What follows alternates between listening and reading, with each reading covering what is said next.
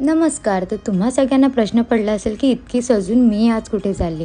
कारण आज आम्ही जाणार होतो माझ्या मामाच्या गावी, म्हणजेच नवीन शिव्याला. लहानपणापासूनच मी दरवर्षी पालखीला येते आणि शांतेश्वरी देवीच्या पालखी सोहळ्याला जाण्याचा आनंद अगदी काही वेगळाच असतो. देवीचं दर्शन घेतलं आणि मग आपुलकीने नातेवाईकांची भेट.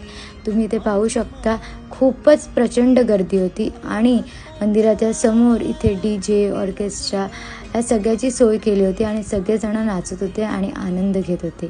आम्ही तर मजा केलीच, पण मम्मी आणि आईचं हे हसणं पाहून मन भरून आलं. सो असं वाटत होतं की कदाचित आपणसुद्धा ह्याच वयात गेल्यानंतर इतकीच मजा करू की नाही, ह्याचा काही अंदाज तर नव्हता. पण कदाचित ह्यांच्यासारखीच मजा करता आली तर बरंच होईल. आणि आम्ही मजा तर खूप केलीच, पण थोडे थकलो होतो.